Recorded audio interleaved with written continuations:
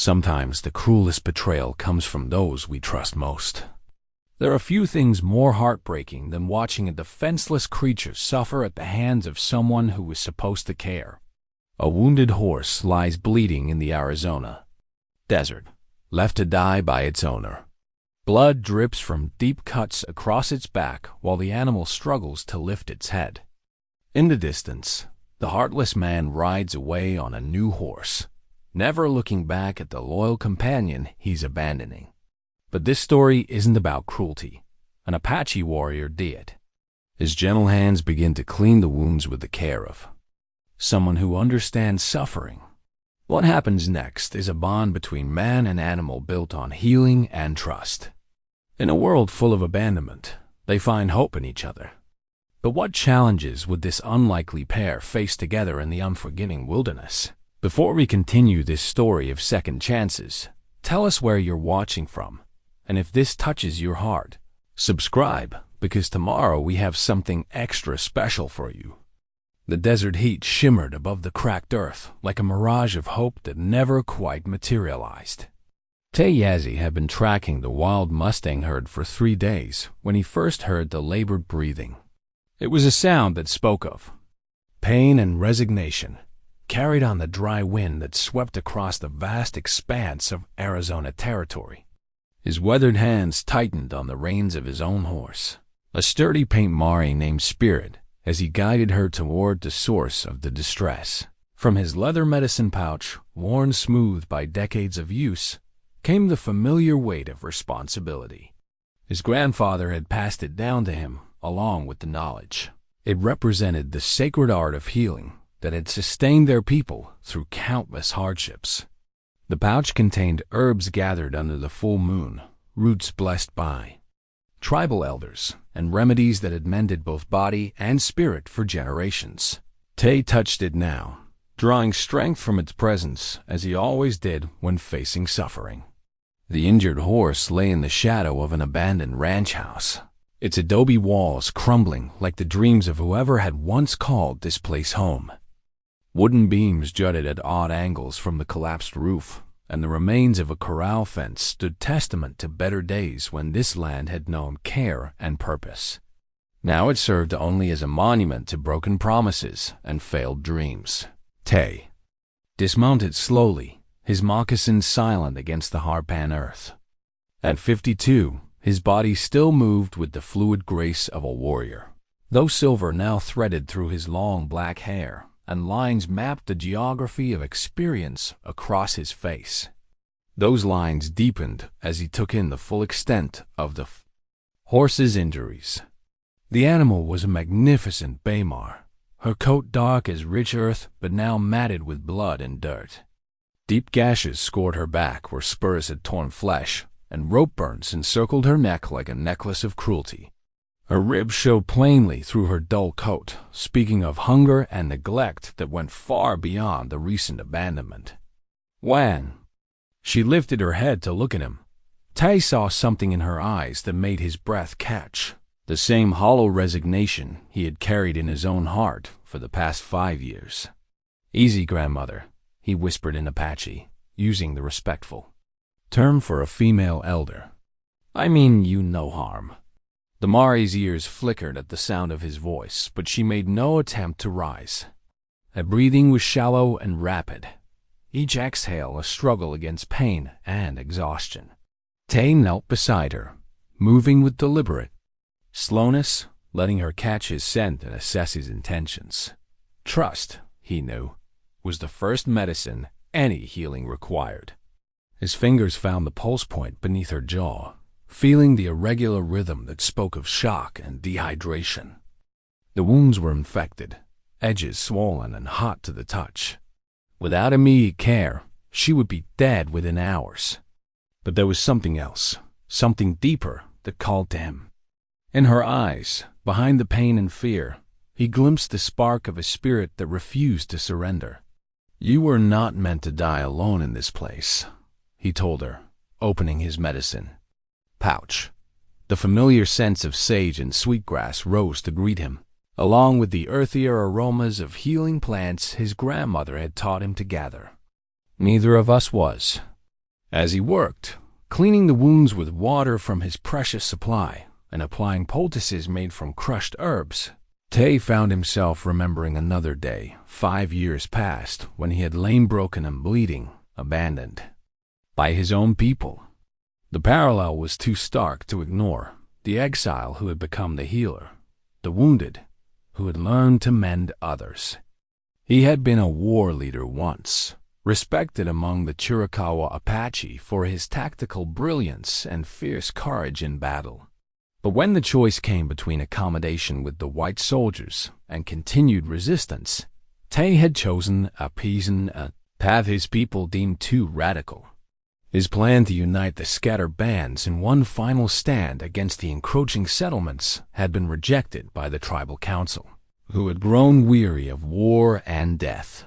The argument that followed had split families and friendships.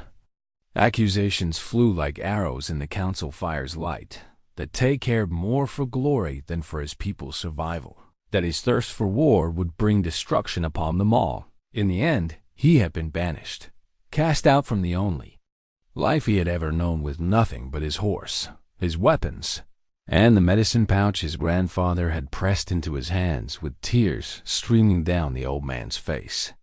"The healing ways are stronger than the killing ways," his grandfather had whispered. "When your anger cools, you will understand." For 5 years, Tay had wandered the desert, living as a hermit, avoiding both white settlements and Apache camps. He had survived by hunting and gathering, by trading his skills as a tracker and guide to travelers who cared more about his abilities than his heritage. The medicine pouch had saved him more than once, providing remedies for snake bites, infections, and the various ailments that plagued a man living rough in an unforgiving land. But it had not healed the deepest wound, the ache of belonging nowhere, of being a man caught between worlds with no place to call home. Now, as he tended to this abandoned Mari, Tay felt something stir within him that had been dormant for too long. Purpose, the simple, profound satisfaction of using his knowledge to ease suffering. The Mari's breathing grew steadier as the herbs began their work, and when she accepted water from his cupped hands, he felt a warmth in his chest that had nothing to do with the desert sun. The sound of approaching hoofbeats made him look up.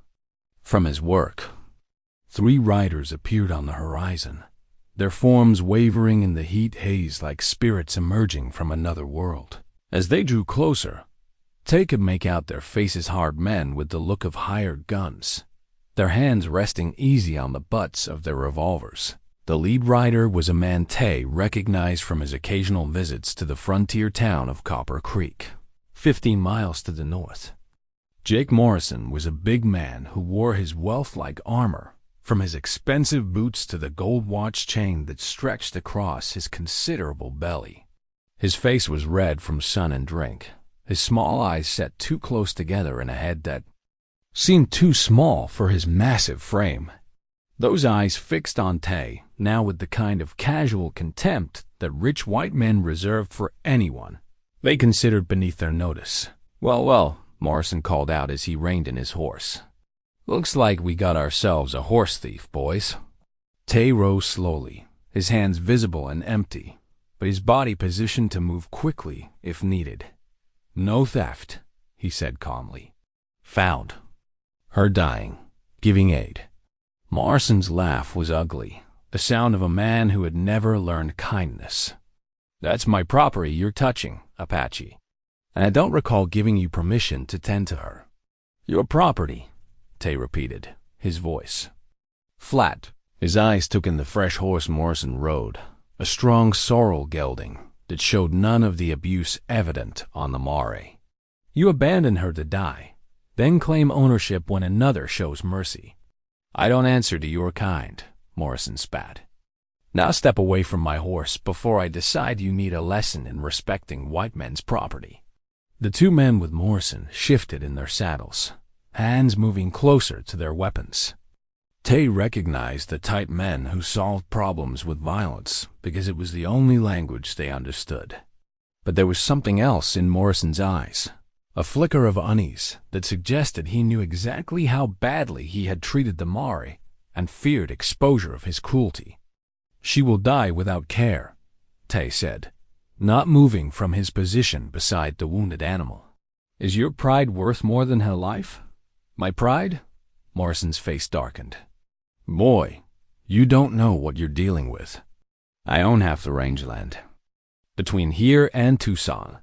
I run cattle and horses, and sometimes animals get hurt. That's the way of business. I don't need some reservation-jumping savage telling me how to manage my stock." Tay felt the familiar heat rise in his chest, the old rage that had gotten him exiled from his people.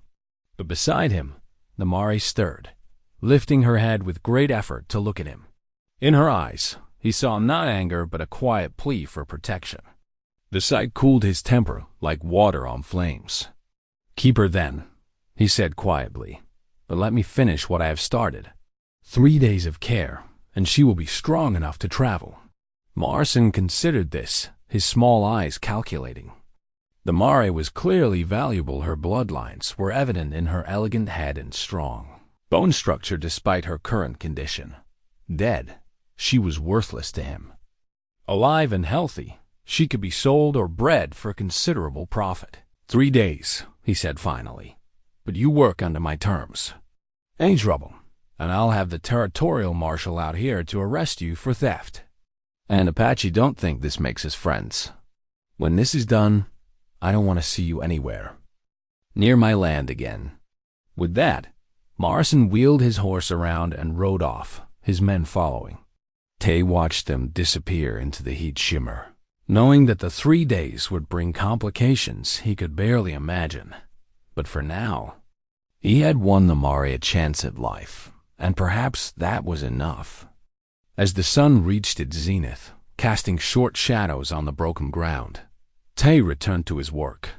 The medicine pouch lay open beside him, its contents a bridge between the wisdom of his ancestors and the hope of healing that never died. No matter how dark the world became.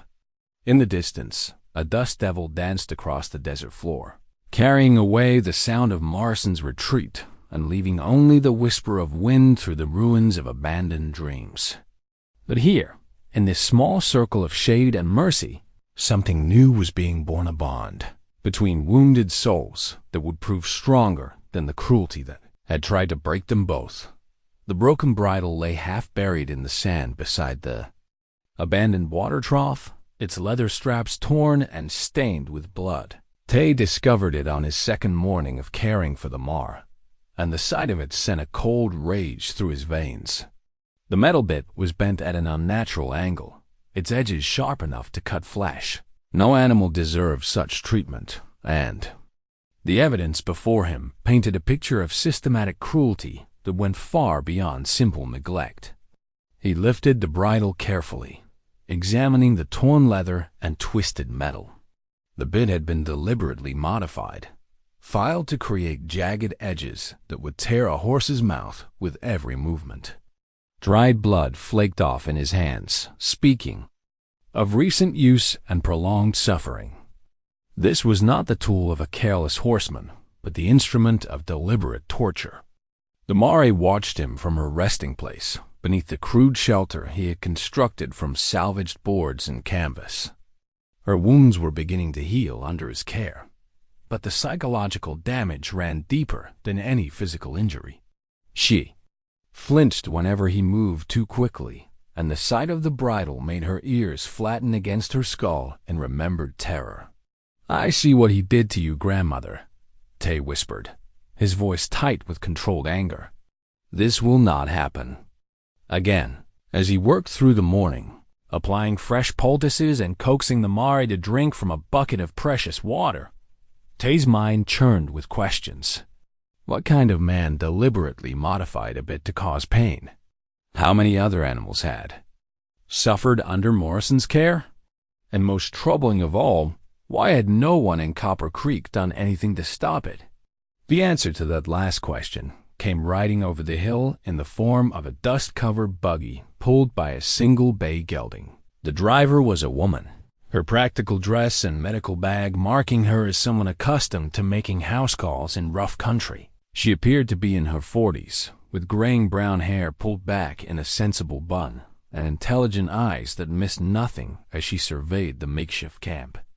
"I heard there was someone caring for an injured horse out here," she called, as she climbed down from the buggy. "I'm Dr. Sarah Mitchell from Copper Creek. Thought you might need some supplies." Tay regarded her warily. In his experience, white people who sought him out usually wanted something, and their generosity often came with strings attached. But the woman's manner seemed genuine, and the medical bag she carried suggested she might actually be able to help. "Why?" he asked simply. Sarah Mitchell smiled, and the expression transformed her stern face. "Because I'm a doctor, and suffering is suffering, whether it walks on 2 legs or 4. May I examine her?" For the next hour, Tay watched as Dr. Mitchell conducted a thorough examination of the Mari. Her touch was gentle but confident, and she murmured soothing words as she worked. The horse, perhaps sensing a kindred spirit, allowed the examination without the fear she showed other strangers. "You've done excellent work," Sarah said finally, washing her hands with water from Tay's diminishing supply. "The wounds are clean and healing well, but I'm more concerned about the psychological trauma. This animal has been systematically abused over a long period." She pulled the broken bridle from where Tay had set it aside, her face darkening as she examined the modified bit. "Dear God, I've seen some cruel things in my time, but this is the work of a sadist." "You know who did this," Tay said. It was not a question. Sarah was quiet for a long moment, her fingers tracing the jagged edges of the bit. When she spoke, her voice was heavy with years of frustration and powerless anger. "Jake Morrison owns half the territory around Copper Creek. He's got the territorial judge in his pocket, along with most of the town council. I've treated animals that belonged to him before always with the same kinds of injuries, always with the explanation that they were difficult horses that needed firm handling. And no one stops him? Who's going to stop him?" Sarah's laugh was bitter. "The marshal won't act without a judge's warrant, and Judge Hawkins won't issue warrants against his biggest financial supporter. The few ranchers who might object depend on Morrison for water rights and grazing leases. Cross him, and you lose everything."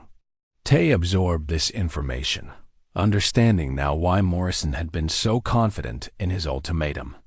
The man operated with impunity, protected by wealth and connections that put him above the law. It was a familiar story, the powerful preying on the weak while the community looked the other way.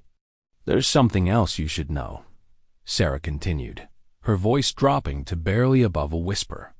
"Morrison's been buying up horses from the Apache reservations, pays a pittance for animals he claims are wild or abandoned, then ships them east to sell at premium prices.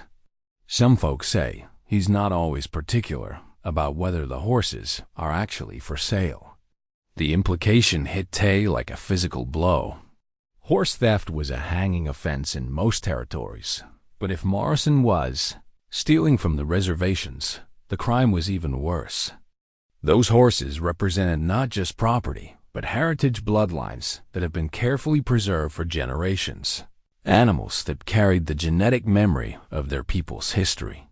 "This Mari," Tay said slowly, studying the animal's distinctive markings and elegant bone structure.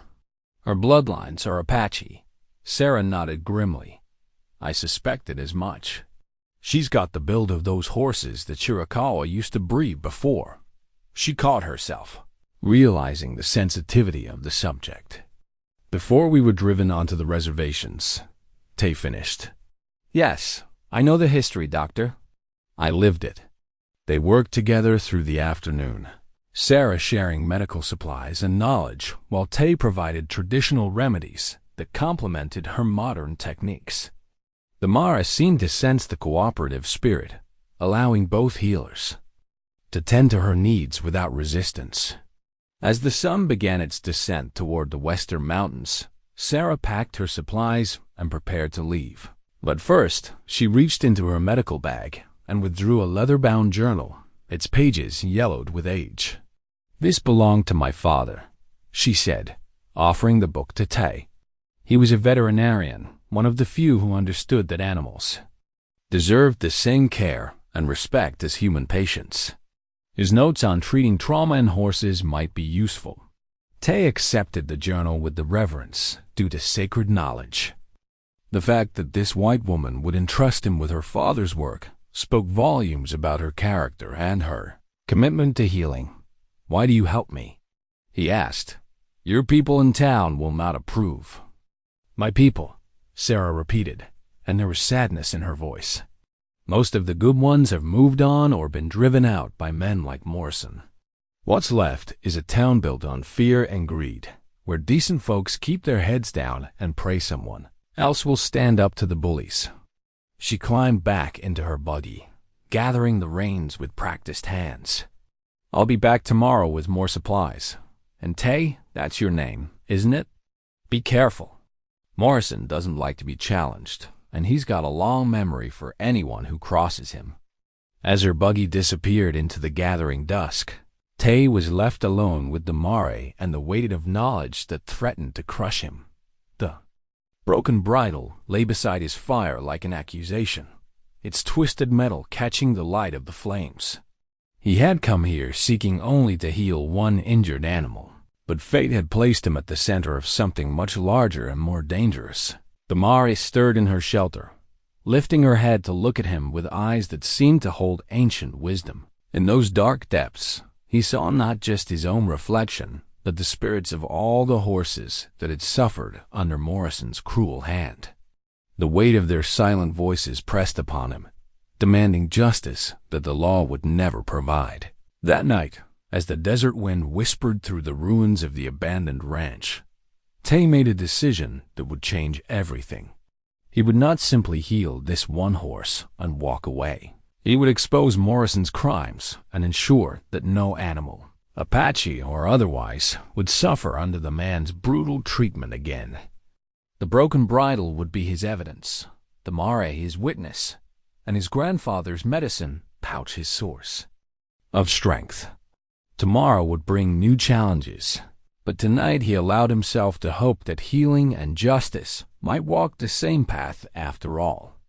The sound of Tay's knife carving through the soft cedar wood carried across the desert morning like a whispered prayer. He sat cross-legged beside the makeshift corral he had built, his weathered hands shaping the flute with the same patience he brought to healing wounds. Each cut was deliberate, guided by memories of his grandfather's teachings about the sacred relationship between music and the spirits of wild things. The mare watched him from her resting place, her dark eyes following the rhythmic movements of his hands. She had grown stronger over the past 3 days, taking tentative steps around the small enclosure and showing interest in the desert grasses he gathered for her. But she still flinched at sudden movements and refused to let anyone but Tay approach her feeding area. "Music speaks to the part of the spirit that words cannot reach," Tay said softly, testing the tone holes with gentle breaths.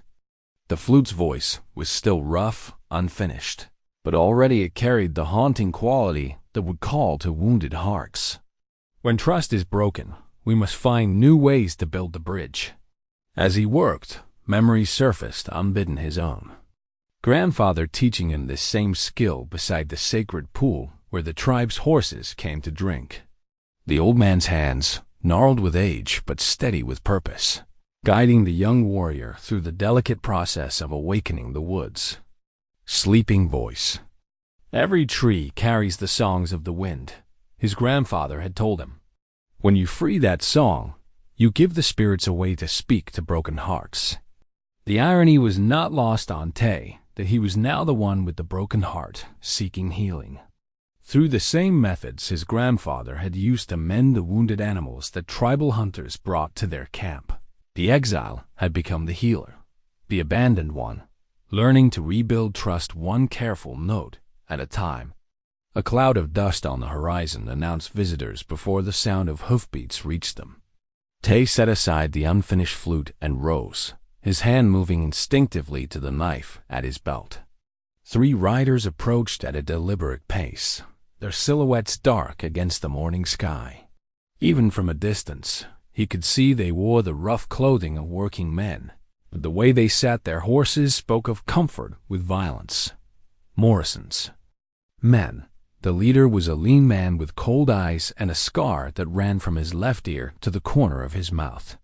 His companions were cut from the same cloth-hard cases, who solved problems with fists and guns rather than words. They reined in just outside the makeshift camp, their horses dancing nervously as they scented the mare. "Morning, Apache," the scarred man said, his voice carrying the lazy drawl of assumed authority. "Name's Garrett. Mr. Morrison sent us to check on his property." Tay remained silent, his dark eyes taking in the men's weapons and positioning. They had spread out slightly, a basic tactical formation that would allow them to surround him if trouble started. Professional, but not particularly subtle. "Horse looks better," Garrett continued, his gaze sweeping over the mare's improved condition. "Boss'll be pleased. Course. He's wondering why you're still here. Thought maybe you'd finished your work and moved on by now." 2 more days, Tay said simply. "Then she can travel safely. 2 more days." Garrett's smile was unpleasant. "See, that's where we got a problem. Mr. Morrison's got buyers coming to look at stock tomorrow. Important buyers, if you catch my meaning. Can't have them seeing." He gestured vaguely at Tay's presence. "Well, you understand." The message was clear enough. Morrison wanted the evidence of his cruelty healed, and the witness to it gone before anyone important arrived to see his operation. Tay felt the familiar heat of anger rising in his chest, but the mare's soft snorting reminded him of what was at stake. "The horse is not ready," he said calmly. "Moving her now could reopen the wounds, cause infection. You would lose her." "Maybe," Garrett said, dismounting with deliberate slowness. "But that's Mr. Morrison's risk to take, ain't it? His horse, his decision." The other 2 men followed suit, and suddenly the dynamic had shifted. 3 armed men on foot, positioning themselves between Tay and his own horse. The mare sensed the tension, backing against the far side of the corral with her ears pinned, flat against her skull. "Easy, grandmother," Tay murmured, not taking his eyes off the approaching men. "Remember what we practiced." It was a phrase he had used often during the mare's healing, always followed by gentle handling and patient care. Now it served as both comfort and signal, reminding the horse that his voice meant safety even in moments of danger. Garrett's hand rested on his gumbutt, not quite a threat, but close enough to send a message. "You're trespassing on Mr. Morrison's land, Apache. Got a legal right to remove you by whatever means necessary." "This is open range," Tay replied. "No claim markers, no fences, free to all." "That where you're wrong." Garrett pulled a folded paper from his vest pocket, shaking it open with theatrical flourish. "Got me a bill of sale right here, dated 3 days ago. Mr. Morrison bought this section from the Territorial Land Office. Includes mineral and water rights." Tay didn't need to examine the document to know it was legitimate. Morrison had wealth, enough to buy whatever he wanted, including legal cover for his actions. The timing was too convenient to be coincidence. The man had purchased the land specifically to give himself authority over what happened here. "Smart man, our boss," Garrett continued, refolding the paper with exaggerated care. "Always thinks ahead. Now, you got 2 choices. Pack up your gear and ride out peaceful-like, or we help you understand why that's the smart play." The threat hung in the air like smoke from a distant fire. Tay's mind raced through possibilities, weighing the odds of 3 against 1 while protecting a wounded animal. His own horse, Spirit, stood 30 yards away too far to reach before they could draw their weapons. The mare couldn't run even if he opened the corral gate. But sometimes the best defense was an unexpected offense. "Your boss," Tay said conversationally, "knows you are here?" Garrett's confidence flickered slightly. "Course he does. Sent us himself. Then he will answer for what happens next." Tay's voice carried a quiet certainty that made all three men shift uncomfortably. "Apache law is older than your papers, longer than your memories. Harm one who heals, and the spirits demand payment." It was partly bluff, partly truth, and entirely calculated to plant seeds of unease in minds already superstitious about Indian curses. The effect was immediate. The other two men exchanged nervous glances, while Garrett's hand moved further from his weapon. "You threatening us, Apache?" "Stating fact." Tay's smile was thin and cold as winter wind. "Ask your boss about the last man who raised a hand against a medicine carrier. Ask him why he won't ride the desert alone after dark." The silence stretched between them, broken only by the Mari's soft breathing and the whisper of wind through the ruins. Finally, Garrett stepped back, his scarred face tight with frustrated anger. 2 days, he said. "Then you're gone, curse or no curse. Mr. Morrison's got patience, but it ain't endless." They mounted and rode away, but Tay knew this was far from over. Morrison would escalate, bringing more pressure to bear until something gave. The question was whether the Mare would be strong enough to survive what was coming.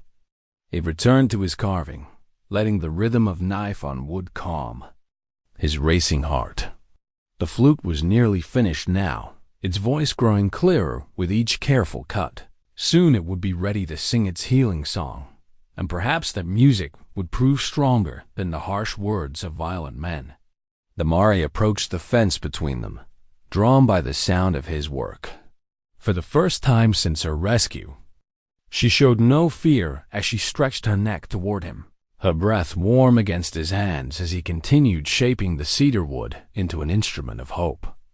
The first notes of the completed flute drifted across the morning air like bird song, clear and haunting in the desert stillness. Tay sat with his back against the corral fence, the cedar instrument warm in his hands as he played the ancient melody his grandfather had taught him. The Mare stood close beside him, her head lowered as if listening to more than just music, as if the flute's voice spoke to memories buried deep in her spirit. She had taken her first real steps that morning, walking the full perimeter of the small enclosure without favoring her injured legs. The wounds on her back had closed cleanly, leaving only pink scars that would fade with time. More importantly, the hollow look of defeat had begun to leave her eyes, replaced by something Tay recognized as cautious hope. "Good, grandmother," he murmured, pausing in his playing to stroke her neck. "Your body heals, and your spirit remembers what it means to trust." The sound of an approaching buggy made both man and horse look up. Dr. Sarah Mitchell drove her bay gelding at a steady pace, a medical bag bouncing on the seat beside her, along with what appeared to be a substantial bundle wrapped in canvas. She had visited twice more since their first meeting, each time bringing supplies and encouragement that spoke of a dedication that went beyond professional duty. "You've made remarkable progress," Sarah said as she climbed down from the buggy, her eyes taking in the Mare's improved condition. "She's actually approaching the fence now. When I first saw her, I wasn't sure she'd ever trust humans again." "Music speaks where words fail," Tay replied, holding up the flute. "My grandfather's teaching proves true even here." Sarah unwrapped her bundle to reveal a collection of items that made Tay's breath catch. There were metal curry combs and brushes, bottles of liniment, and most precious of all, a worn leather journal filled with pages of handwritten notes. "My father's veterinary records," she explained, offering the journal to Tay with the same reverence she might show a sacred text. 30 years of treating horses, including detailed notes on helping animals recover from abuse. I thought you might find it useful." Tay accepted the journal with careful hands, understanding the magnitude of the gift. Knowledge freely shared was rare in his experience, especially knowledge that crossed the barriers of race and culture. The fact that Sarah trusted him with her father's life work spoke volumes about both her character and her commitment to healing. "Your father was a wise man," he said, opening the journal to scan the neat handwriting and detailed diagrams. "These methods, they honor the animal spirit as well as treating the body." "He always said that fear was the hardest wound to heal," Sarah replied, watching as the Mare extended her nose toward the new visitor. "Physical injuries mend with time and care, but psychological trauma requires something deeper." As they worked together grooming the Mare, Sarah shared more than just veterinary knowledge. She spoke of her own struggles in Copper Creek, where her gender made many residents uncomfortable with her medical expertise and her willingness to treat anyone regardless of their ability to pay earned her the resentment of the town's wealthier citizens. "Morrison tried to have my medical license revoked last year," she said, working tangles from the Mare's mane with patient strokes. "Claimed I was practicing beyond my qualifications by treating his ranch hands for injuries," he said, "were none of my concern." "What stopped him?" "The Territorial Medical Board," Sarah smiled grimly. "Turns out they were more interested in my surgical success rate than his complaints about uppity women. But it was a close thing. If I'd lost that license," she shook her head, "it would have meant leaving everything I've built here." Tay absorbed this information, understanding now why Sarah's support came with such risks. In a town dominated by Morrison's influence, helping his enemies could have severe consequences. Yet she continued to return, bringing supplies and knowledge. That made the Mare's recovery possible. "Why take the risk?" he asked. Sarah was quiet for a long moment, her hands stilling in their work. When she spoke, her voice carried the weight of old pain and hard-won wisdom. "Because someone has to," she said simply. "My father taught me that healing is a calling, not just a profession. When you see suffering and have the knowledge to ease it, you don't get to walk away just because it's dangerous or inconvenient." The Mara seemed to sense the depth of feeling in Sarah's words, nuzzling against her shoulder with the first real display of affection Tay had witnessed. The gesture brought tears to Sarah's eyes, and she hugged the horse's neck with fierce tenderness. "She's going to be magnificent when she's fully recovered," Sarah whispered. "Look at that bone structure, those bloodlines. She's breeding quality, no question. Apache bloodlines," Tay confirmed. "Her ancestors ran with the wind across sacred lands before the reservations, before the wars. She carries the memory of freedom in her bones." They worked through the afternoon, taking turns reading from the veterinary journal and applying its lessons to the Mare's continued care. The animal responded well to their combined efforts, showing increasing confidence and curiosity about her surroundings. When Tay played the flute again, she moved closer to the music, her ears pricked forward in obvious enjoyment. As the sun began its descent toward the western mountains, Sarah prepared to leave. But first, she shared news that cast a shadow over the day's progress. "There's talk in town," she said quietly, checking to ensure they were alone. "Morrison's been telling people you're a dangerous renegade, that you're planning to steal his horse and disappear into Mexico. He's asked Judge Hawkins for a warrant to have you arrested." Tay felt the familiar weight of injustice settle on his shoulders. "And the judge?" "Hawkins is in Morrison's pocket, but he's not completely stupid. He knows that arresting someone for healing an injured animal would look bad in the territorial newspapers. But if Morrison can manufacture evidence of theft or threat of violence..." Sarah left the sentence unfinished. "How long do we have?" "Days, maybe a week if we're lucky. Morrison's bringing buyers to look at his horses, important people from back east. He wants everything cleaned up and looking respectable before they arrive." As Sarah's buggy disappeared into the gathering dusk, Tay was left with the Mare and the weight of approaching crisis. The animal was healing well, but she was not yet strong enough for the kind of journey that might be necessary if they were forced to flee. He opened the veterinary journal, searching its pages for guidance. His grandfather's medicine pouch lay beside him, its familiar weight a reminder that healing took many forms. Sometimes it meant patient care and gentle music. Sometimes it required the courage to stand against those who would destroy what they could not control. The Mare approached the fence where he sat, lowering her head to rest against his shoulder. In that simple gesture, Tay found both comfort and determination. They had come too far to surrender now, and whatever challenges lay ahead, they would face them together. The flute's voice rose again in the cooling air, carrying its message of hope across the desert night. Tomorrow would bring new trials, but tonight there was music and healing, and the quiet satisfaction of watching a broken spirit learn to trust again. The silver concos caught the early morning light as Tay lifted his father's ceremonial belt from the bottom of his traveling pack. Each disc of hammered silver bore the sacred symbols of his lineage. The eagle, the mountain, the running horse, worked into patterns that told the story of his family's honor through 7 generations of warriors and leaders. The leather between the concos was soft with age and carefully maintained, darkened by years of ceremony and tradition. He had not worn the belt since his exile, considering himself unworthy of its honor.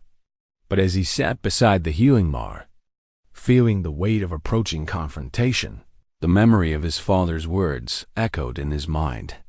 Honor is not about perfection, my son. It is about choosing to do what is right, even when the cost is great. The Mare watched him with intelligent eyes as he secured the belt around his waist, the silver concos settling into familiar positions against his buckskin shirt. She had grown strong enough to walk freely around the expanded corral he had built, her movements fluid and confident despite the scars that marked her ordeal. But strength in body did not erase the deeper wounds, and Tay knew that full healing would require confronting the source of her trauma. "We both carry scars that do not show, grandmother," he murmured, stroking her neck as she nuzzled his shoulder. "The question is whether we let them define us or drive us to become something better." The sound of multiple riders approaching at speed shattered the morning quiet. Dust clouds marked their passage long before Tay could make out individual figures, but the urgency of their approach spoke of trouble. He counted 6 riders, more than Morrison had sent before, and their formation suggested they came prepared for serious confrontation. Leading them was Morrison himself, his bulk unmistakable even at distance. Beside him rode a thin man in a black suit whose bearing suggested official authority, likely Judge Hawkins, come to lend legal weight to whatever action Morrison planned. The other 4 were hired guns, their weapons visible and their posture speaking of men prepared to use violence if words failed. Tay stood slowly, his hand moving instinctively to check the knife at his belt. The ceremonial concos caught the light as he moved, and he felt the strength of his ancestors flowing through the silver symbols.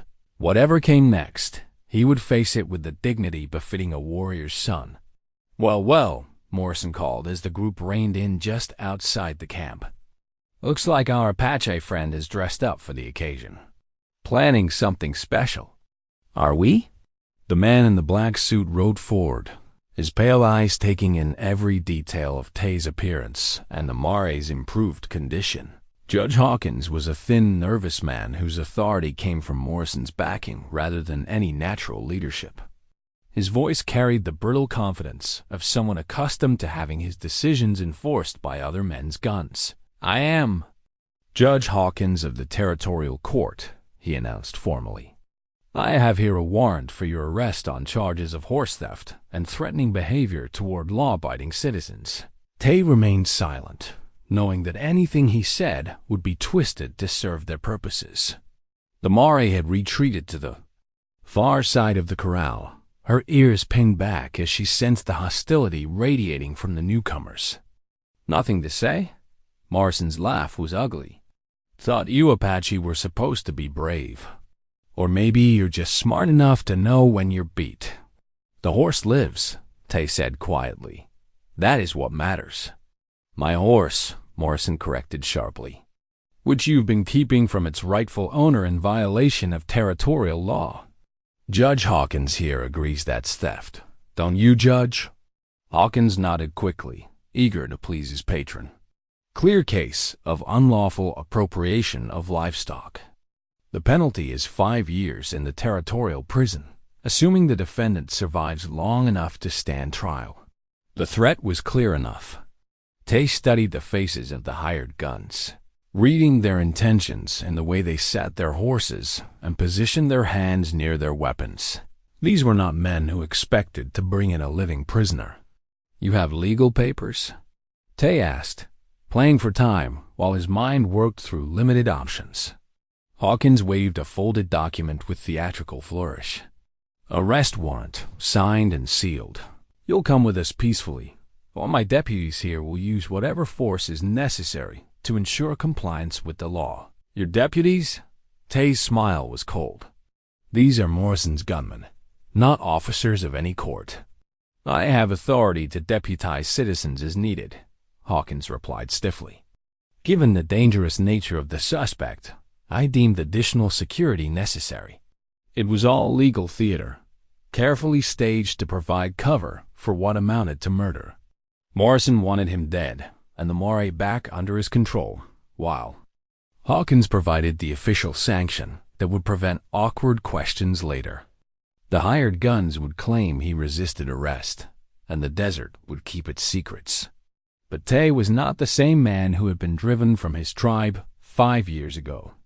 The exile had taught him patience, and the healing work had shown him strength that came from service rather than violence. The silver concos on his belt reminded him that honor sometimes required choosing a path that seemed like defeat, but actually represented the highest victory.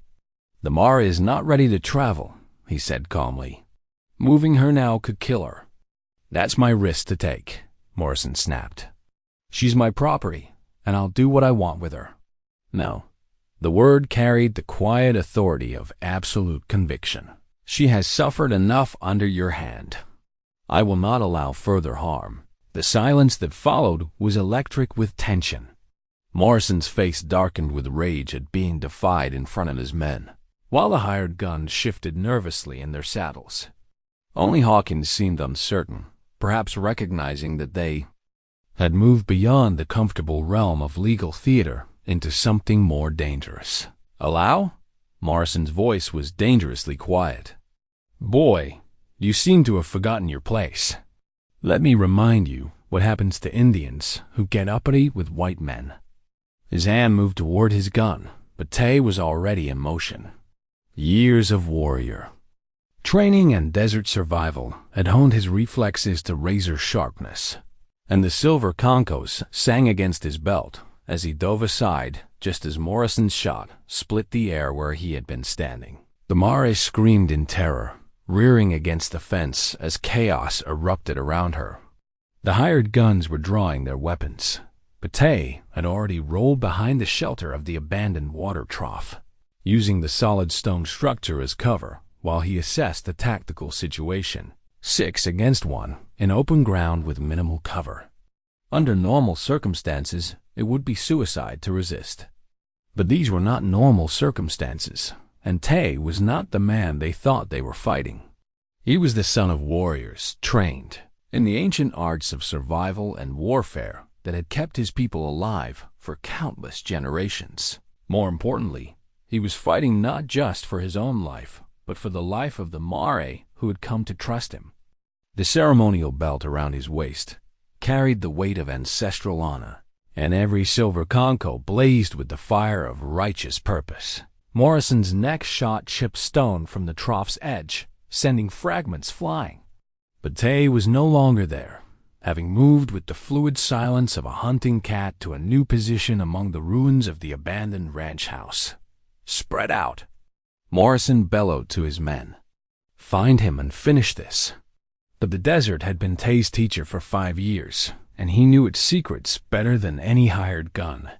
As the men began their search, they would find that they were no longer the hunters, but the hunted, facing an Opponent who understood that sometimes the greatest honor came from refusing to yield to those who would destroy what they could not control. The small clay pot sat hidden beneath a pile of stones near the ruins of the ranch house, its surface decorated with the ancient symbols of Apache war paint. Tay had carried it for 5 years without opening it, a reminder of the warrior he had once been and the path of violence he had chosen to abandon. But now, crouched in the shadows while Morrison's men searched for him with murderous intent, he felt the old rage stirring like a sleeping dragon awakened by the smell of blood. Inside the pot lay the sacred pigments his grandfather had blessed: red ochre for courage, white clay for protection, black charcoal for the spirit of the warrior who walks between worlds. To paint his face with these colors would be to accept the calling of war, to embrace the deadly skills that had made him feared among his enemies and respected among his people. His fingers traced the pot's surface as gunshots echoed across the desert, Morrison's men firing at shadows and growing increasingly frustrated with their elusive quarry. Tay had led them on a chase through the ruins, using every trick of stealth and misdirection he had learned in decades of warfare. But he was one man against 6, and eventually they would corner him unless he changed the rules of engagement. The Mare's terrified whinnying cut through his thoughts like a blade. He peered around the broken wall that sheltered him and saw Garrett approaching the corral with his gun drawn, his scarred face twisted with cruel anticipation. "Come on out, Apache," Garrett called, "or your precious horse pays the price for your stubbornness." The threat to the Mare sent a surge of protective fury through Tay's veins. This was not about him anymore. It was about preventing further suffering of an innocent creature who had endured too much already. The silver Concos on his belt caught the light as he shifted position, and he felt the weight of ancestral honor demanding action.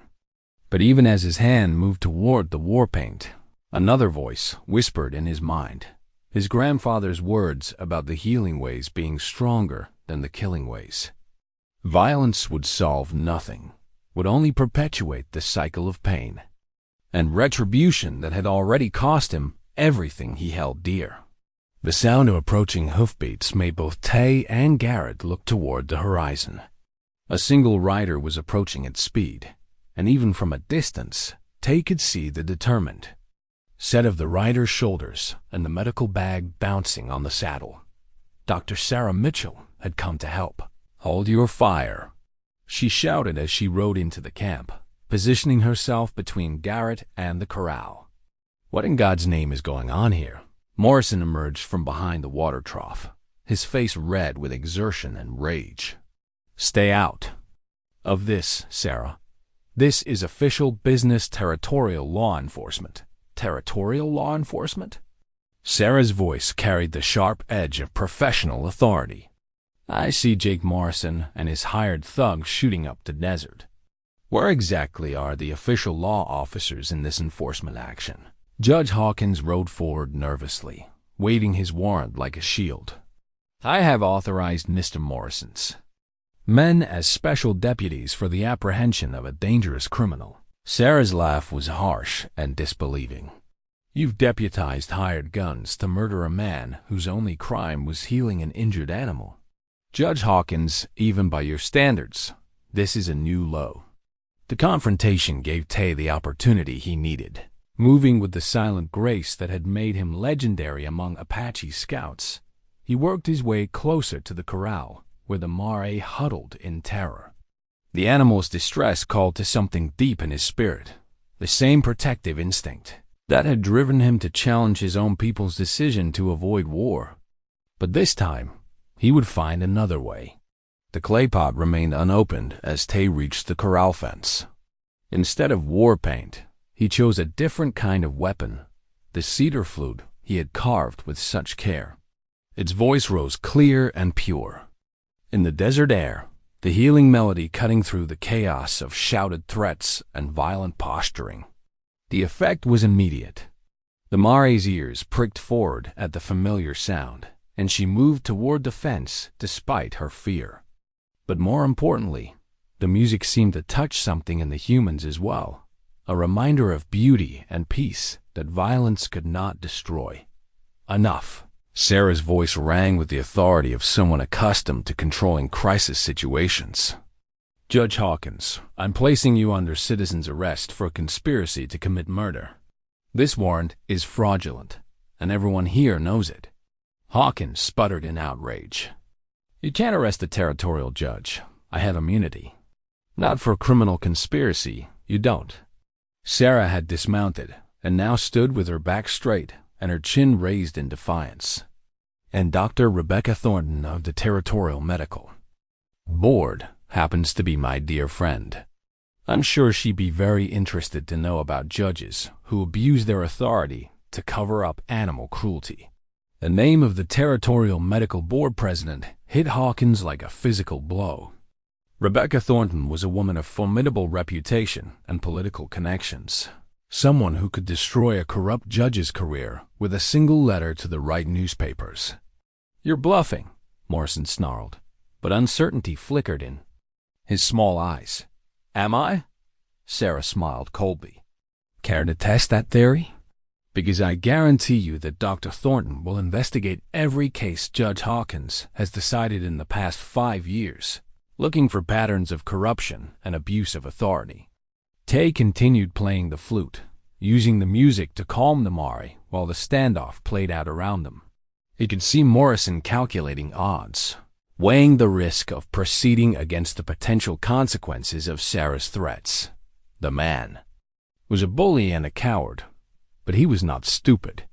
He understood that killing a respected doctor would bring the kind of attention his operation could not survive.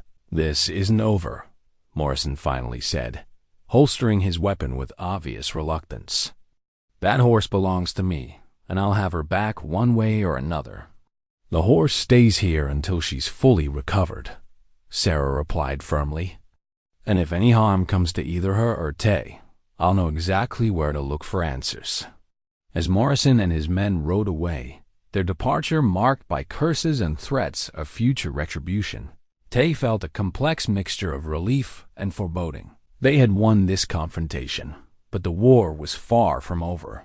Morrison would regroup and return with new strategies, and next time he might not be so easily deterred. The clay pot of war paint remained unopened, its contents untouched by the violence that had swirled around them. Tay tucked it back beneath the pile of stones, understanding that the path of the warrior was always available, but not always necessary. Sometimes courage meant choosing restraint over retaliation, healing over harm. The Mari approached the fence where he stood, her breathing gradually slowing as the flute's melody worked its calming magic. In her dark eyes, he saw not just trust, but gratitude, the recognition that he had chosen to protect rather than to destroy. But as the dust of Morrison's retreat settled over the desert, Tay knew that greater challenges lay ahead. The man would not accept this defeat quietly, and the next attack would come from an unexpected direction. The war paint would wait patient as stone until the moment when healing alone was not enough to protect the innocent from those who profited from suffering. The hidden brand iron lay concealed beneath a false bottom in Morrison's saddlebags, its metal surface bearing the twisted craftsmanship of a man who had learned to forge more than horseshoes. Sarah discovered it while treating Morrison's horse for a leg injury, her trained fingers detecting the unusual weight distribution that spoke of hidden compartments. What she found inside made her blood run cold and her hands shake with rage that went deeper than anything she had felt in years of fighting small-town corruption. The iron bore 2 brands. One was Morrison's legitimate mark, a simple M enclosed in a circle. But the other was a crude reproduction of something far more sacred, the running horse symbol of the Chiricahua Apache, the mark that had adorned the finest horses of Tay's people for generations beyond memory. "Dear God," Sarah whispered, understanding, flooding through her like ice water. She had seen this symbol before, worked into the silver concos of Tay's ceremonial belt, carved into the handle of his grandfather's medicine pouch. This was not just theft, It was the systematic erasure of an entire people's heritage, one stolen horse at a time. She found Tay at sunset, sitting beside the corral playing his flute while the mare grazed peacefully in the gathering dusk. The music stopped when he saw her face, and he rose with the fluid grace of a warrior sensing danger. "What has happened?" he asked, reading the storm in her eyes. Sarah held out the hidden brand iron, watching his comprehension dawn across his weathered features. His intake of breath was sharp as a blade, and for a moment she saw not the gentle healer, but the war leader he had once been, capable of terrible and righteous violence. "Where did you find this?" His voice was deadly quiet. "Morrison's saddlebags. Tay, this changes everything. He's not just abusing horses, he's stealing them from the reservations and rebranding them as his own stock." Tay took the iron with reverent hands, his fingers tracing the sacred symbol that some white man had dared to counterfeit. The metal seemed to burn his palms with the weight of ancestral outrage. Generations of horses that had carried his people through war and peace, celebration and sorrow. "How many?" he asked. "I don't know. But if he's bold enough to carry the branding iron with him..." Sarah shook her head. "This is a major operation, Tay. He could have stolen hundreds of horses over the years." The mare approached the fence between them, drawn by some instinct that told her this conversation concerned her fate. Tay looked into her intelligent eyes and saw something that made his heart stop a flicker of recognition, a spark of memory that went deeper than their recent bond. "Show me your markings, grandmother," he whispered, running his hands along her neck and shoulder until he found what he was looking for. There, hidden beneath the hair, was the faint scar of an old brand, not Morrison's mark, but something older and more meaningful. The running horse of the Chiricahua Apache. "This is Windwalker," he breathed, his voice breaking with emotion he could no longer contain. "My grandfather's breeding mar, stolen from our herd the night before I was exiled."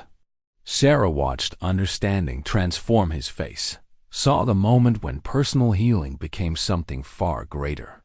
This was not just about one injured horse, it was about justice for his entire people, about the recovery of stolen heritage that connected him to everything he had lost. She was carrying full when they took her. Tay continued, his hands gentle on the mare's neck. "My grandfather's bloodline, the sacred horses that had run with our warriors for 7 generations. We thought she was dead, but Morrison stole her instead, rebranded her, and used her in his operation." Sarah felt sick as the full scope of the crime became clear. How many other horses, Tay? How many other families have lost their heritage to this man's greed? Tay closed his eyes, letting memory and intuition guide him back through the years of his exile. How many times had he seen horses in white settlements that looked familiar? How many Apache bloodlines had he glimpsed in passing, thinking his homesickness was playing tricks on his mind? "The foal," he said suddenly. "If Windwalker was pregnant when she was stolen, the offspring would carry Apache bloodlines but bear Morrison's brand." Sarah finished.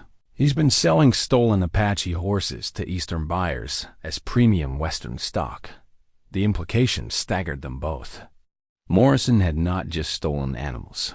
He had stolen history, culture, the living symbols of a people's identity. Every horse he had taken represented not just property but heritage, not just loss, but the systematic erasure of tribal memory. "We have to stop him," Sarah said. "This evidence, combined with what we know about his animal abuse, evidence will not be enough." Tay's voice carried the weight of hard experience. "Morrison owns the judge, controls the local law. This iron will disappear, and we will be the ones accused of theft. Then what do we do?" Tay was quiet for a long moment, his hands still gentle on Windwalker's neck. The mare seemed to sense the gravity of the moment, standing perfectly, still as if she understood that her discovery had changed everything. In the distance, a coyote howled, the sound carrying across the desert like a spirit calling for justice. "We expose him," Tay said finally. But not to corrupt judges or bought lawmen. We take the truth to those who have the power to act, the territorial government.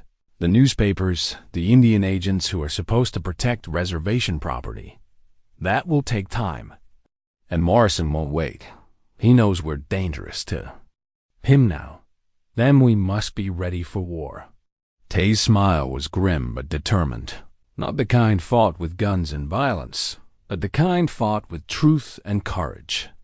The kind my grandfather always said was harder to win, but more lasting in victory. As if summoned by their conversation, the sound of approaching horses drifted across the evening air. But these were not Morrison's men.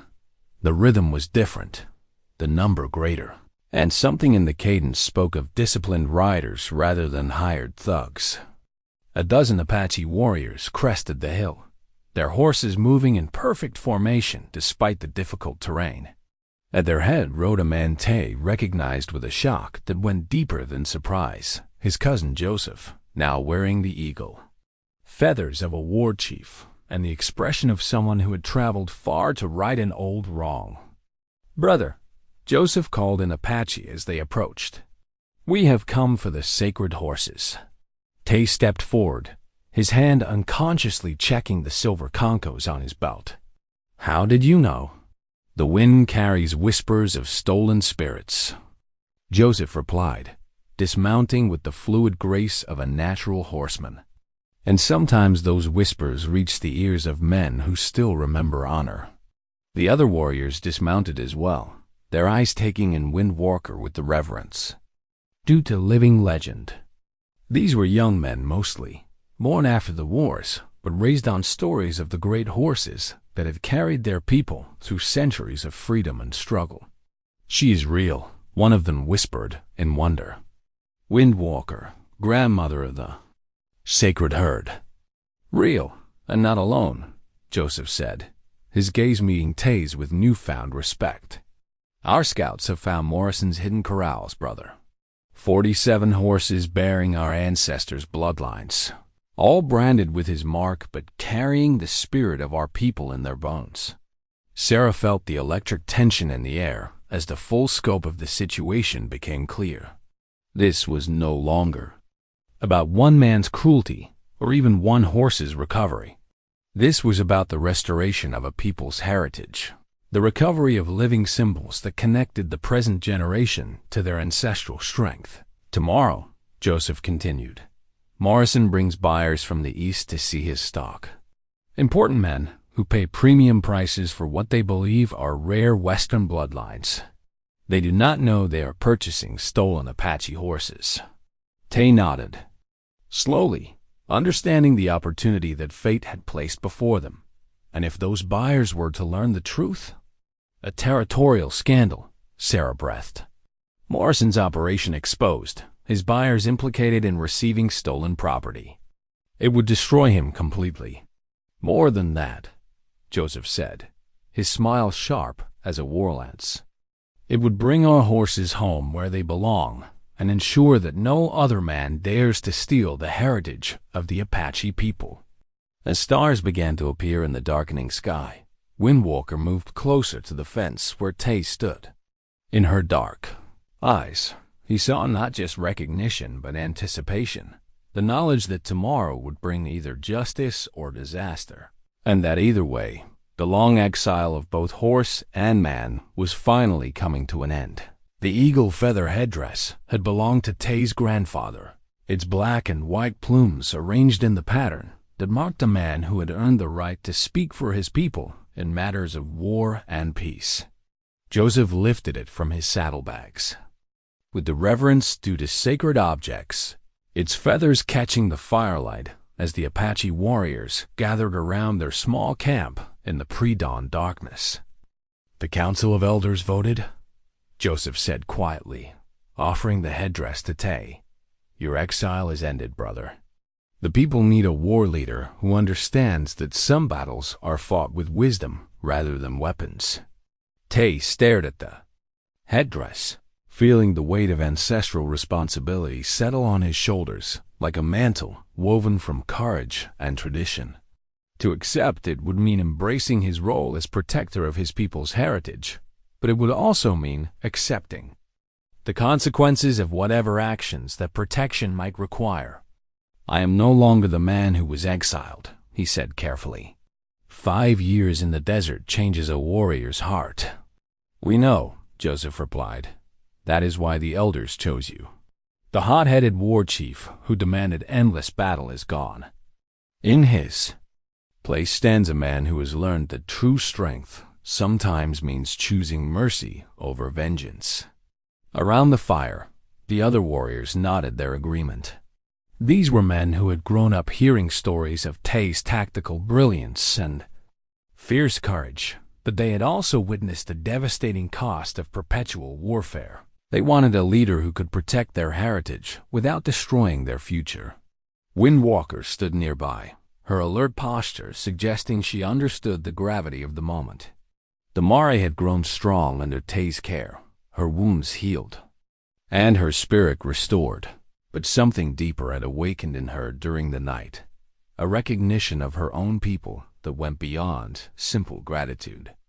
Sarah arrived as the eastern sky began to lighten, her medical bag supplemented by a leather satchel that contained evidence gathered from months of treating Morrison's abused animals. Her face was drawn with exhaustion and determination, knowing that today would either bring justice or disaster for them all. "The buyers arrived last night," she reported, accepting coffee from Joseph with grateful hands. 3 men from Chicago, well-dressed and carrying bank drafts worth more than most people see in a lifetime. Morrison's put them up at the hotel and promised them a display of the finest horses the territory has to offer. "How many horses at his main ranch?" Tay asked, settling the eagle feather headdress on his head with careful precision. The familiar weight brought memories of ceremony and responsibility, of speaking for those who had no voice. "Nearly 60, according to my count. But Joseph's scouts found the hidden corrals where he keeps the Apache horses separate from his regular stock." Joseph nodded grimly. 47 horses bearing our bloodlines, all rebranded but still carrying the spirit of our ancestors. Morrison plans to present them as the prize breeding stock, the climax of his demonstration. The irony was bitter. Morrison intended to sell stolen Apache horses to wealthy Eastern buyers as examples of superior Western breeding, never imagining that representatives of the original owners would be present to witness his crime. "The territorial marshal will be there," Sarah continued. Morrison insisted on official presence to legitimize the sale. "Marshal Thompson is honest, but he's also cautious. He won't act without clear evidence of wrongdoing. Then we give him evidence he cannot ignore," Ty said, rising to check his weapons and gear. The silver concos on his belt caught the growing light, and the eagle feathers of his headdress stirred in the morning breeze. "Joseph, your men are positioned?" "Surrounding the ranch, but hidden from view. When you give the signal, they will move to secure the horses and prevent escape." "And if Morrison's men resist?" Joseph's smile was sharp as a blade.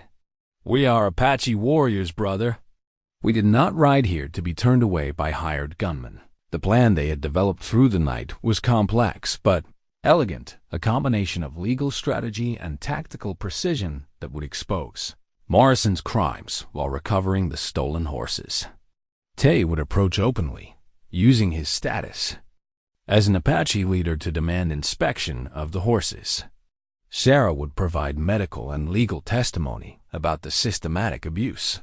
The buyers would witness everything, ensuring that word of Morrison's crimes reached the Eastern newspapers that could destroy his reputation permanently. But success depended on perfect timing and considerable courage from people who had already risked everything for the cause of justice. As the sun crested the eastern mountains, painting the desert in shades of gold and crimson, the diverse group prepared for what would be the most important confrontation of their lives. Tay performed the traditional warrior's blessing, calling on the spirits of his ancestors to guide their actions and protect the innocent. The eagle feathers of his headdress moved with his gestures, each plume a prayer carried on the morning wind. Windwalker approached as he finished the ceremony, her dark eyes reflecting intelligence and determination that went beyond animal instinct. She had been bred from generations of war horses, animals that had carried Apache warriors into battle, knowing they might not return. That courage lived in her bones, passed down through bloodlines that connected her to the greatest horses in tribal history. "Today we reclaim what was stolen," Tay murmured, stroking her neck with gentle hands. "Today we ensure that no other family loses their heritage to men like Morrison." Sarah mounted her buggy with practiced efficiency, her medical bag and evidence satchel secured beside her. "I'll arrive first, explaining that I'm there to provide veterinary consultation for the buyers. That will give me access to examine the horses and document any signs of abuse or illegal branding. Be careful," Tay warned. "Morrison is desperate now, and desperate men make dangerous choices." "I've been treating his victims for years," Sarah replied with grim determination. "It's time someone held him accountable for the suffering he's caused." Joseph and his warriors melted into the landscape with the fluid grace of men born to the desert. They would approach Morrison's ranch from multiple directions, invisible until the moment action was required. Each man knew his role and understood the stakes. This was not just about recovering stolen horses, but about proving that Apache heritage could not be erased by white men's greed.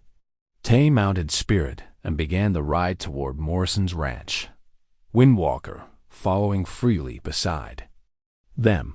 The Mare had grown strong enough to travel, and her presence would serve as living proof of Morrison's crimes. More importantly, she had chosen to come, her loyalty transcending the boundaries between man and animal. The ranch appeared on the horizon like a mirage of prosperity built on a foundation of theft and cruelty.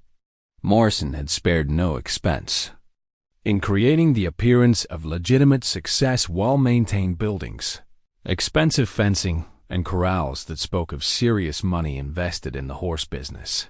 But Tay's trained eye caught the details that revealed the truth. Guard posts that were positioned to watch for intruders rather than predators, and the segregated corrals where the most valuable horses were kept apart from casual observation. As they approached the main gate, Tay felt the weight of the eagle feather headdress and the responsibility it represented. He was no longer just an exiled warrior seeking personal redemption. He was the voice of his people, demanding justice for crimes that went to the heart of tribal identity.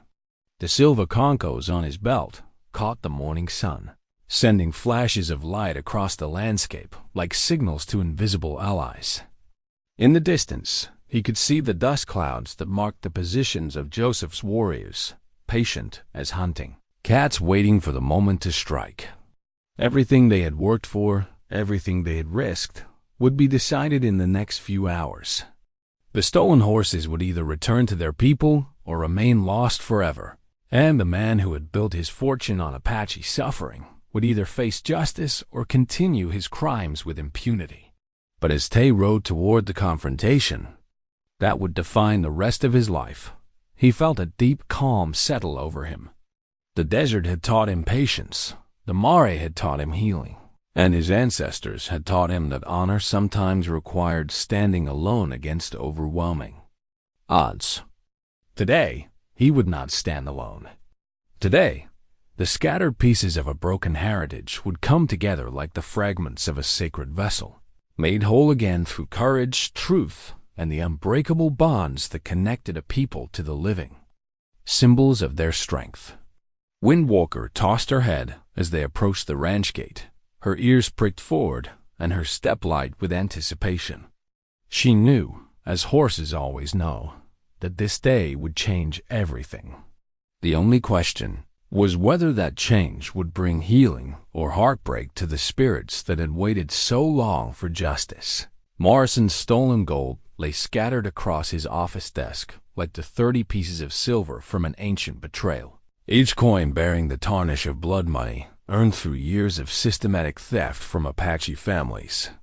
The Eastern buyers, had paid in advance for the privilege of seeing his premium Western breeding stock. Their bank drafts representing fortunes built on the assumption that they were purchasing legitimately acquired animals. The ranch bustled with activity as Morrison prepared for the most important sale of his criminal career. He had dressed in his finest clothes, a black suit that strained across his considerable bulk, polished boots that had never known honest work, and a gold watch chain that caught the morning sun like a beacon of ill-gotten prosperity. His small eyes glittered with anticipation as he counted and recounted the advance payments, each coin a validation of his belief that money could wash away any sin. "Mr. Morrison." Garrett's voice carried panic as he burst into the office. "We got problems. That Apache is here, and he's wearing war paint." Morrison looked up from his gold, his face darkening with rage. Through the window, he could see Tay approaching on his paint mar, the eagle feather headdress marking him as something far more dangerous than a simple horse thief. Beside him walked Windwalker, her presence a living accusation that threatened to expose everything. "I thought you said he was just a drifter," Morrison snarled. "That's what we thought, boss.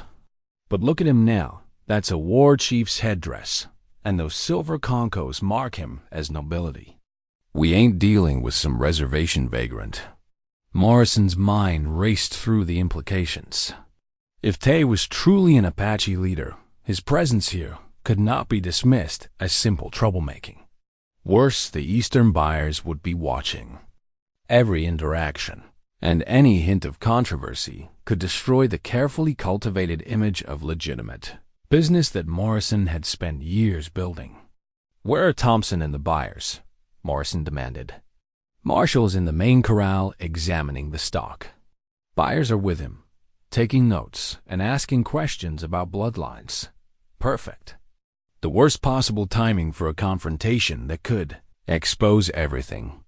Morrison grabbed his gun belt from the desk drawer, the weight of the Colt revolver a familiar comfort against his hip. He had built his fortune through intimidation and violence, and he would not let some Apache noble destroy what he had worked so hard to create. "Get the boys ready," he ordered Garrett. "If that Indian wants a fight, we'll give him one he won't forget."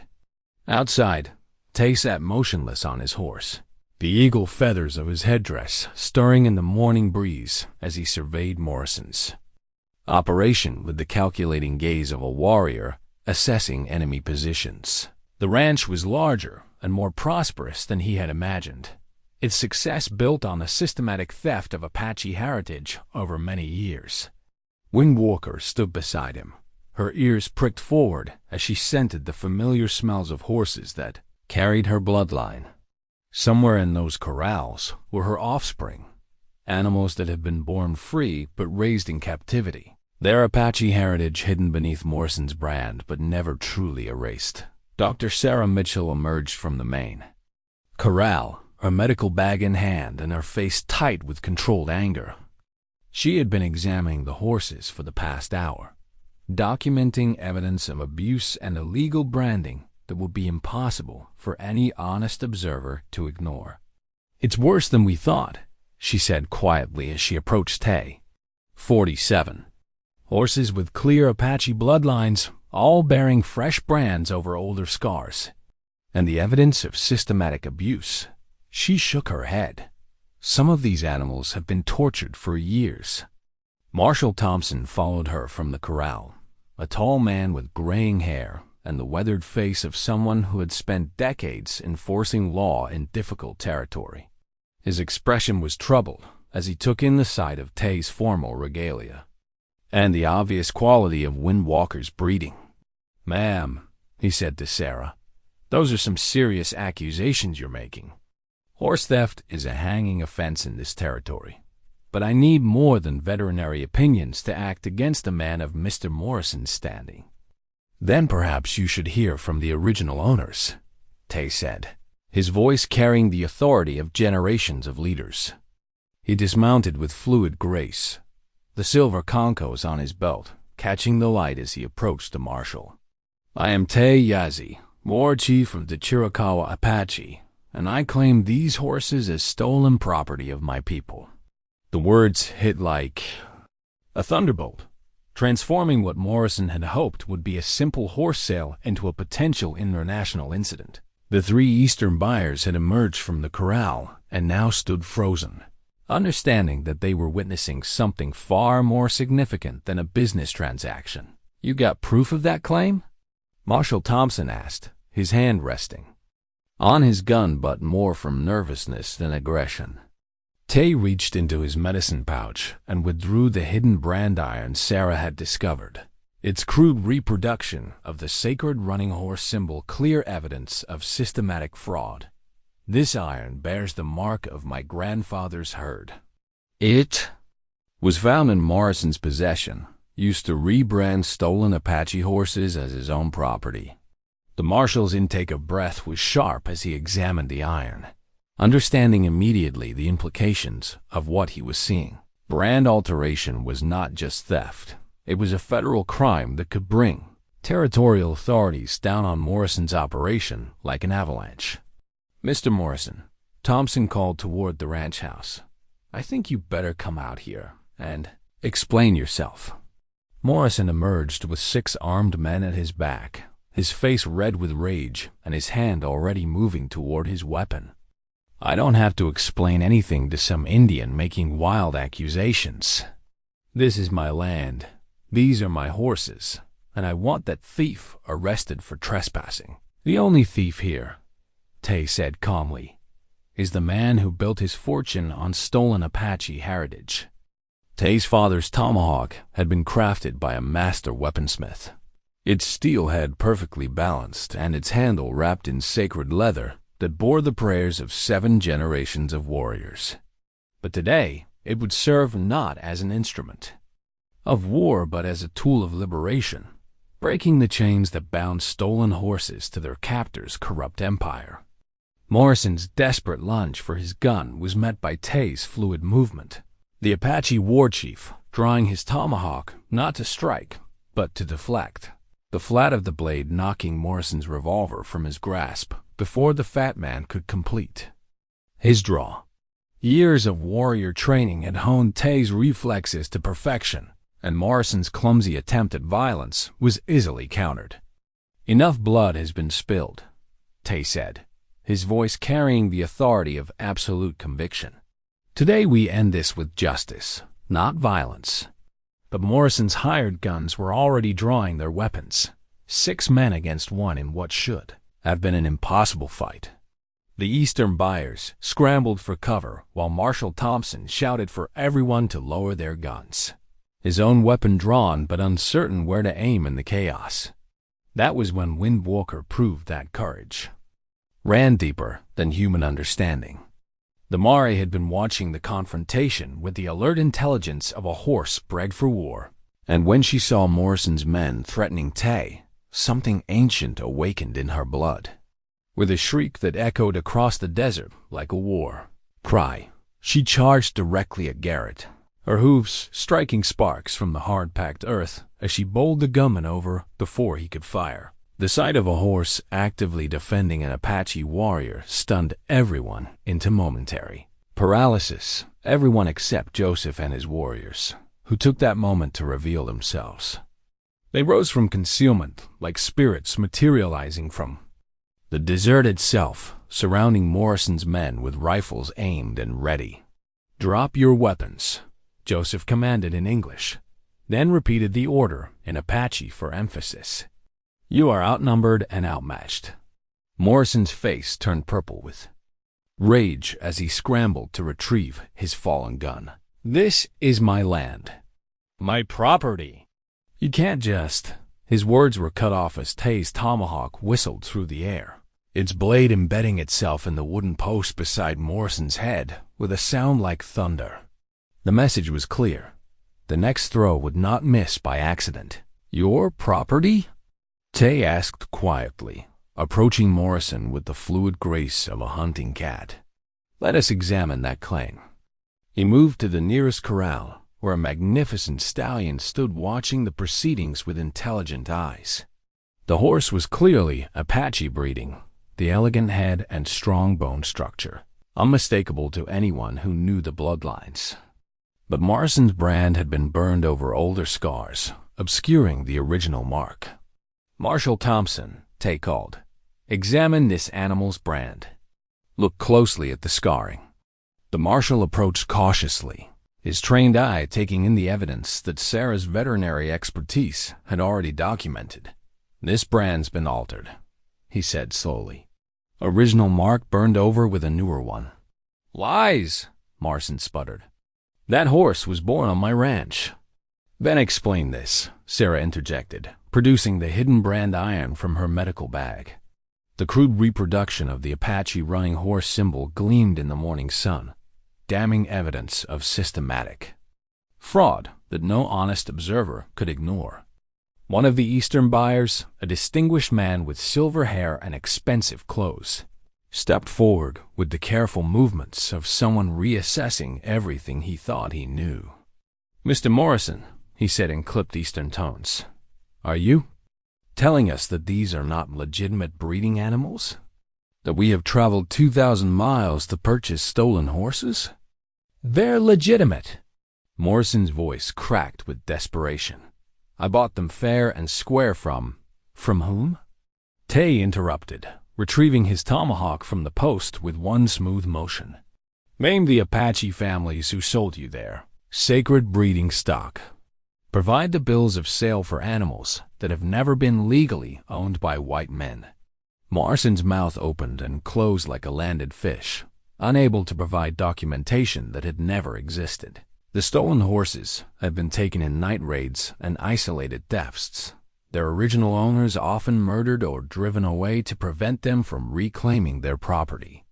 "I want to see all the horses," Marshal Thompson declared, understanding that he was dealing with a criminal enterprise far larger than simple animal abuse. "Every corral, every animal. And I want documentation for every purchase going back 5 years." "That will take considerable time," Joseph observed with deadly calm. "Perhaps Mr. Morrison's guests would be more comfortable waiting in town while we conduct our investigation." The Eastern buyers needed no further encouragement. They had come west seeking legitimate business opportunities, not involvement in federal crimes that could destroy their reputations and fortunes. Within minutes, they were loading their luggage and demanding transportation back to the nearest railroad station. As their departure clouds of dust settled over the ranch, Morrison found himself alone, except for his hired gunsmen whose loyalty extended only as far as their next paycheck and who were rapidly calculating the odds of escaping federal prosecution for their involvement in his crimes. "This isn't over," Morrison snarled, but his voice lacked conviction. His empire was crumbling around him, built as it was on foundations of theft and cruelty that could not withstand the light of truth. "No," Tay agreed, using his father's tomahawk to cut the ropes that secured the corral gates. "It is not over. It is just beginning." The first horses to emerge were the Apache breeding stock, 47 animals whose bloodlines connected them to the greatest war horses in tribal history. They moved with the fluid grace of creatures born to run free, their heads high and their spirits unbroken despite years of captivity under Morrison's cruel hand. Windwalker stood among them like a queen greeting her subjects, her presence a bridge between the stolen past and the liberated future. The reunion was more than the recovery of property. It was the restoration of living symbols that connected an entire people to their heritage and strength. The new saddle blanket bore the intricate patterns that marked it as the work of master weavers, its geometric designs telling the story of Windwalker's journey from abandonment to restoration. Apache women had worked through the night to complete it, their fingers guided by traditions that stretched back to the first horses that had carried their people across the sacred lands. The colors were significant: red for courage, white for healing, black for the wisdom that came through suffering, and gold for the hope that had never died despite years of exile and loss. Tay stood in the morning light of the Apache camp, watching as the tribal elders examined each recovered horse with the reverence due to living treasures. 47 animals had been returned to their people, their bloodlines intact despite Morrison's attempts to erase their heritage. The foals that had been born in captivity showed the unmistakable signs of their noble breeding, confirming that the sacred horses would continue to carry Apache culture into future generations. Windwalker had become the matriarch of the recovered herd, her experience and wisdom guiding the younger animals as they readjusted to freedom. The Mare moved among them with quiet authority, her scars a testament to survival and her spirit, a beacon of hope for creatures who had forgotten what it meant to run without fear. "She remembers," said Joseph, joining Tay beside the corral where the horses grazed in peaceful contentment. "Watch how the others follow her lead, how they calm when she approaches. Your grandfather would be proud to see his breeding Mare teaching her children the old ways." Tay nodded, understanding that Windwalker's true value went beyond her bloodlines. She had become a bridge between the stolen past and a restored future, living proof that Apache heritage could not be destroyed by white men's greed. Her presence among the herd was a constant reminder that courage and patience could overcome even the cruelest adversity. The sound of approaching horses announced Dr. Sarah Mitchell's arrival, her medical bag supplemented today by a leather satchel filled with legal documents. She had spent the past week in the territorial capital, working with federal investigators to ensure that Morrison's conviction would set a precedent for protecting Native American property rights throughout the Southwest. The trial ended this morning, she announced, her smile bright with satisfaction. 20 years in federal prison for horse theft, brand alteration, and conspiracy to defraud. Judge refused to set bail, said Morrison was a flight risk. And his operation? Completely dismantled. The investigators found evidence of thefts going back over a decade, involving horses from 6 different tribes. The federal attorney general is using the case to establish new protocols for protecting reservation property. Tay felt a deep satisfaction settle in his chest like warm earth after rain. Justice had been served not just for Windwalker, but for all the horses and families who had suffered under Morrison's systematic theft. The man who had built his fortune on Apache suffering would spend the rest of his life behind bars, his wealth confiscated to pay restitution to his victims. "There is more," Sarah continued, producing a formal document from her satchel. "The territorial governor has appointed you as official liaison between the Apache tribes and the federal investigators. Your work in exposing Morrison's crimes has caught attention in Washington. The appointment represented more than recognition. It was an opportunity to ensure that no other families would lose their heritage to men like Morrison." Tay accepted the commission with the same gravity he had once reserved for war councils, understanding that this new role would be his most important service to his people. As afternoon settled over the camp, the recovered horses were formally welcomed home in a ceremony that had not been performed for generations. The tribal elders spoke the ancient words that bound horse and rider in spiritual partnership, while the younger warriors demonstrated their skills and displays of horsemanship that celebrated the reunion of people and heritage. Windwalker stood apart from the festivities, her attention focused on something that only she could see. Tay approached her slowly, understanding that this moment held significance beyond the day's celebrations. "You have choices now, grandmother," he said softly, stroking her neck with gentle hands. "You can run free with the wild herds, live peaceful in the tribal pastures, or—" He left the sentence unfinished. The Windwalker seemed to understand. She had bonded with him during her healing, and that connection transcended the simple relationship between man and animal. They had saved each other in the desert, 2 wounded souls finding strength in their shared suffering and determination. The Mare's decision was clear as she moved closer to him, her breath warm against his shoulder and gesture that spoke of partnership freely chosen rather than dominance imposed. She would stay with him, carrying him as he worked to protect other animals and families from the kind of cruelty they had both survived. As the sun set behind the sacred mountains, painting the sky in shades of red and gold, Tay reflected on the journey that had brought him from exile to restoration. 5 years ago, he had been cast out from his people, carrying nothing but anger and wounded pride.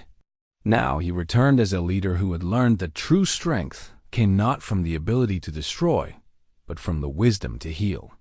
The eagle feather headdress rested on his shoulders with familiar weight, no longer a burden of unworthiness but a symbol of responsibility freely accepted. The silver concos on his belt caught the firelight, each disc reflecting the faces of people who had learned to trust him again. And the medicine pouch at his side carried not just herbs and remedies, but the accumulated wisdom of a man who had discovered that healing and justice could walk the same path. Windwalker stood beside him in the gathering darkness, her presence a constant reminder that some bonds transcended species and circumstance. Together, they had proven that courage and compassion could overcome even the cruelest adversity, and that sometimes the greatest victories were won not through violence, but through the patient work of restoration and hope. In the distance, coyote howled, its voice carrying across the desert like a song of celebration. The sacred horses were home, the stolen heritage was restored, and the man who had learned to heal through his own brokenness had found his way back to the place where he belonged. The new saddle blanket lay ready for tomorrow's journey, its intricate patterns a map of the road that led from suffering to strength, from exile to belonging, from the cruelty of abandoned dreams to the hope of restored purpose.